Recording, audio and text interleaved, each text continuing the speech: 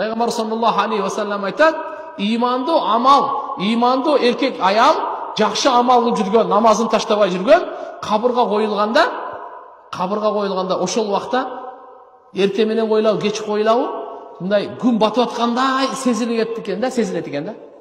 Бул көзү катуу уктап калгандай, көзүн укалап, токтоп турлачы. Мен асыр окуп алайынчы, асыр каза болуп кетпесин деп калат экен да.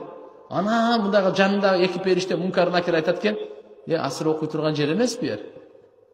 Деп анан караса, башка дүйнө. Башка дүйнөдө экенин көрсө, анан кийин эгерде көрбөйсүзбү, намазга шашып жүргөн аял, намазга шашып жүргөн эркек кабырда дагы шашат экен да.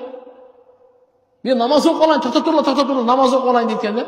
А периштелер айтат экен, биз сенин адамдын келбетине келет, сурайт да. Суракка келгенде айтат экен, жок, мен намаз окуп алайын. Карапса, анан кийин караса, ал жер намаз окуй турган жай эмес.